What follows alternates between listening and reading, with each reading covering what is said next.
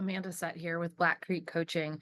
And I'm making this video because I get this question asked, and I think it's important to address it because it could feel a little bit like an elephant in the room. But I had a client point blank ask me once, like, why would you help us as a business coach when you have your own business to run?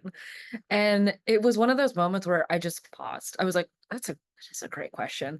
Like why am I doing both? Why am I choosing to support and also run my own business? And part of it is as an entrepreneur, you enjoy doing new things and working through it. And it's also lonely. Like as a leader in a business, you do get lonely. And I don't think that was the main driver for all of this. A lot of it was to give back because um getting a coach and getting the freedom was such an empowering moment of like, oh my gosh, it's not just me. And I don't have to have this business around my neck like an albatross.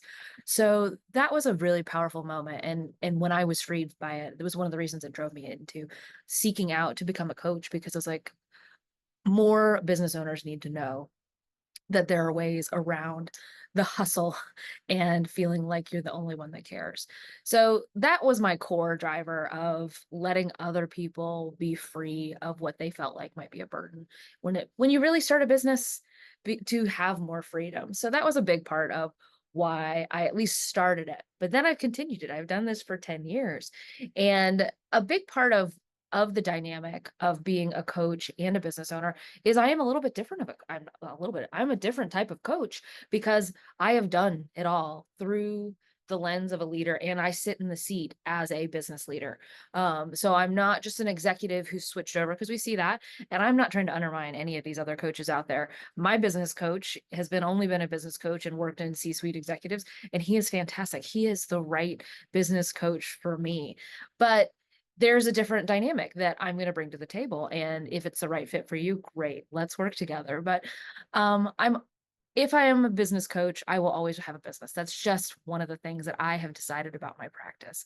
I feel like I really get to walk my talk because of that, because I'm not just saying, well, you should, improve this process and do that. It's either I've done it or I'm going to do it right there with you.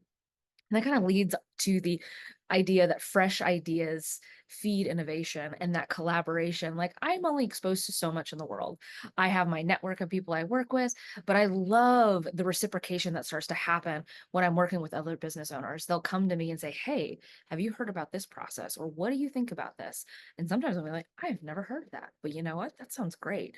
Give me some resources. And a lot of times what I'll do is I'll go headfirst into it and I'll figure out, okay, what does it take to test and try and do this?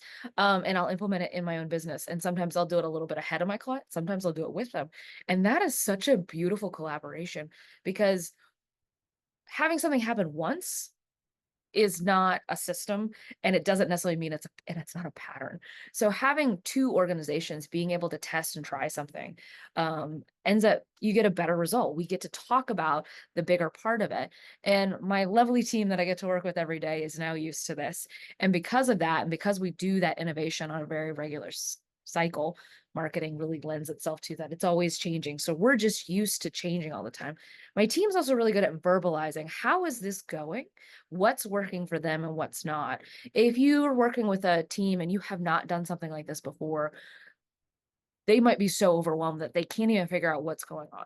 So that's a really nice dynamic because I'll fold my team in sometimes and be like, hey, how was that? What was that like? Did that actually make it better? Did it make it worse? And because I can't sit in I can't understand what it's like from their perspective anymore because I sit in a different seat. So being able to have that conversation is very powerful.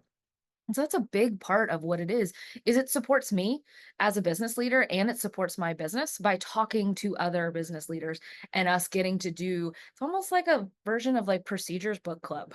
Like we'll try some new things, we'll work on it together.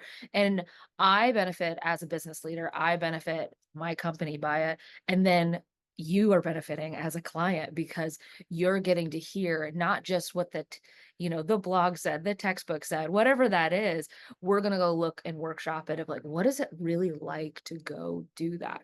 So that's just my little twist on it.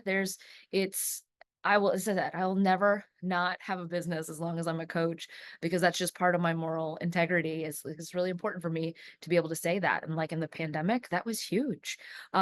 Because everything that every single one of my business clients was going through, I was going through as well.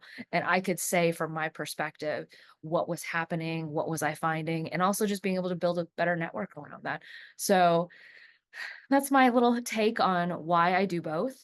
And it's part of how I give back. And it's also just part of how I continue to grow and get challenged as a leader.